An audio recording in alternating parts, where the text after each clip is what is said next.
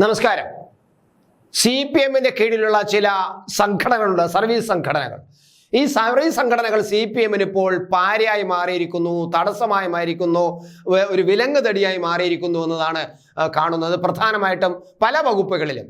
ഇപ്പൊ ഏറ്റവും അടുത്ത ഒരു സംഭവം പറയാനുള്ളത് വിദ്യാഭ്യാസ വകുപ്പിലാണ്.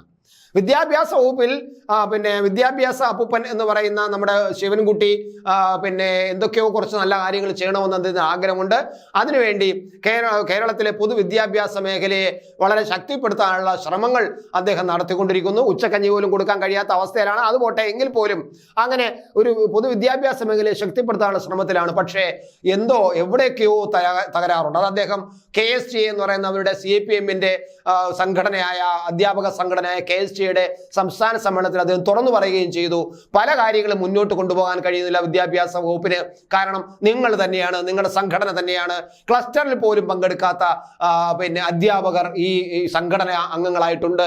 അതിൽ 30% പേർ ഒന്നും പറയാതെ ക്ലസ്റ്ററിൽ പങ്കെടുക്കുന്നില്ല എന്നൊക്കെ പറഞ്ഞ് സംസ്ഥാന സമ്മേളനത്തിൽ ശിവൻകുട്ടി ചില കുറ്റങ്ങൾ പറഞ്ഞു. എല്ലാം തുറന്നു പറഞ്ഞില്ല, കാരണം അദ്ദേഹത്തിന്റെ പാർട്ടിയിൽപ്പെട്ട അദ്ദേഹത്തിന്റെ സംഘടനയെ എങ്ങനെയാണ് ഒരുപാട് കുറ്റം പറയുക. അതുകൊണ്ട് അത്യാവശ്യം അയാളെ മനസ്സിലുള്ളതിന്റെ ഒരു 100% ഭാഗം അവിടെ ഒന്ന് തുറന്നു പറഞ്ഞു എന്നുള്ളതാണ്. എന്തായാലും ഇപ്പോൾ ഒരു വിദ്യാഭ്യാസ വകുപ്പ് കൂടുതൽ മെച്ചപ്പെട്ടാകാൻ ശ്രമിക്കുമ്പോൾ തടസ്സമായിട്ട് ഒരുപാട് കാര്യങ്ങളുണ്ട്. അതിന് ഏറ്റവും പ്രധാനം ഇപ്പോൾ ഈ സംസ്ഥാന ഈ +2-ൽ ഈ പ്രിൻസിപ്പൽമാരെ നിയമിക്കാൻ 169ഓളം സ്കൂളുകളിൽ ഈ പ്രിൻസിപ്പൽമാരില്ല ഇപ്പോൾ പൊതുവിദ്യാഭ്യാസ മേഖലയിൽ. വളരെ മെച്ചപ്പെട്ട വിദ്യാഭ്യാസ മേഖലയാണ്, ഉന്നതമായ വിദ്യാഭ്യാസ മേഖലയാണ്. നമ്മുടെ പൊതുവിദ്യാഭ്യാസം അങ്ങനെ ഉയർന്നുകൊണ്ടിരിക്കുന്നു. നമ്പർ 1 ആണെന്നൊക്കെ പറയുമ്പോഴും പ്രിൻസിപ്പാളിനെ നിയമിക്കാൻ പോലും, ഒരു സ്കൂളിൽ പ്രിൻസിപ്പാളിനെ നിയമിക്കാൻ പോലും കഴിയാത്ത അവസ്ഥയിൽ സംഘടനകൾ ഇടപെടുന്നു. സംഘടനയ്ക്കകത്ത് നിന്നും വല്ലാതെ സർക്കാരിന്റെ കയ്യിൽ കയറി പിടിക്കുന്നു എന്നതാണ് കാണുന്നത്. ഏകദേശം കഴിഞ്ഞ 1.5 വർഷമായിട്ട് ഈ 169 സ്കൂളുകളിൽ ഹയർ സെക്കൻഡറി സ്കൂളുകളിൽ പ്രിൻസിപ്പൽമാരില്ല. മാത്രമല്ല, ഇത് സ്കൂളുകളിലെ സ്ഥിതി. എന്നാൽ കോളേജുകളിലും പല കോളേജുകളിലും ഇപ്പോൾ നിരവധി കോളേജുകളിൽ പ്രിൻസിപ്പാൾമാരില്ല, പ്രിൻസിപ്പാളിനെ നിയമിക്കാൻ കഴിയുന്നില്ല. അവിടെയും ഇവരുടെ സംഘടന തന്നെയാണ്, CPM-ന്റെ നിയന്ത്രണത്തിലുള്ള സംഘടന തന്നെയാണ് ഇടപെട്ടത്. എന്തിന് VC-മാരില്ല സർവകലാശാലകളിൽ? പല സർവകലാശാലകളിലും VC-മാരില്ല. കേരളത്തിൽ ഒരു സർവകലാശാലയിലും VC-മാരില്ല. അതാ 1-2 സർവകലാശാല ഒഴിച്ച് ബാക്കി എല്ലായിടത്തും VC-മാരില്ല.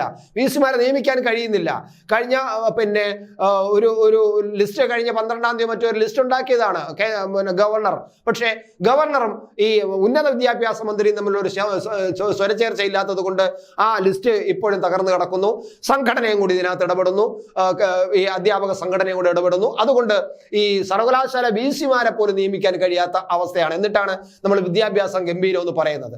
എന്തായാലും ഹയർ സെക്കൻഡറി സ്കൂളിൽ പോലും ഈ പ്രിൻസിപ്പാളിനെ നിയമിക്കാൻ കഴിയാത്ത അവസ്ഥയിലേക്കാണ് ഈ സംഘടനാ പ്രവർത്തനങ്ങൾ പോയിക്കൊണ്ടിരിക്കുന്നത്.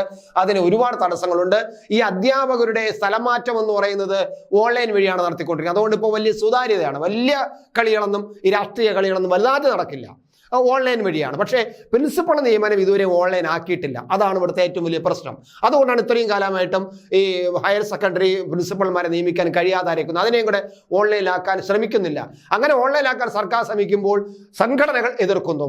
CPM സംഘടന തന്നെയാണ് ആദ്യം അതിനെ എതിർക്കുന്നത്. കാരണം അതിനകത്ത് ഈ പ്രിൻസിപ്പാളന്മാരാക്കുമ്പോൾ പ്രത്യേകിച്ച് അഴിമതി അതിനകത്തുണ്ട്. കാരണം അങ്ങനെ സ്ഥലം മാറ്റുമ്പോൾ, പ്രിൻസിപ്പളാകുമ്പോൾ കൂടുതൽ ദൂരേക്ക് സ്ഥലം മാറ്റും. അങ്ങനെ ദൂരേക്ക് സ്ഥലം മാറ്റുമ്പോൾ അങ്ങനെ മാറ്റാതിരിക്കാൻ സംഘടനയ്ക്ക് ഇടപെടാം. സംഘടനയ്ക്ക് ഇടപെട്ടാൽ ലക്ഷക്കണക്കിന് രൂപ സംഘടനാ ഫണ്ടെന്നും പറഞ്ഞ് കൈക്കൂലി വാങ്ങിക്കാം.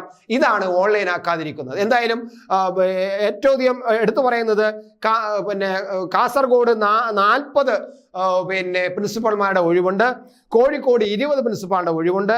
കണ്ണൂരിൽ 26 പ്രിൻസിപ്പൽമാരുടെ ഒഴിവുണ്ട്. അതുപോലെ മൊത്തം ഏകദേശം 196ഓളം പ്രിൻസിപ്പൽമാരുടെ ഒഴിവാണ് കിടക്കുന്നത്. അത് നികത്താൻ ഈ സംസ്ഥാന സർക്കാരിന് കഴിയുന്നില്ല. അതുപോലെ തന്നെ ഇതിനകത്ത് 4-1 എന്ന് പറയുന്നത് HM-മാർ, അതായത് ഹൈസ്കൂൾ HM-മാർ, അതായത് ഹൈസ്കൂൾ പ്രഥമാധ്യാപകർ, അതായത് ഹെഡ് മാസ്റ്റർമാർ, ഹൈസ്കൂളിലെ ഹെഡ് മാസ്റ്റർമാർ പിന്നെ ഉയർന്നിട്ട് അവർക്ക് ഒരു സ്ഥാനക്കയറ്റം കൊടുത്ത് കിട്ടുന്നതാണ് അത് 4/1 പ്രിൻസിപ്പാൾ, ഹയർ സെക്കൻഡറി പ്രിൻസിപ്പാൾമാരായിട്ട് മാറുന്നത്.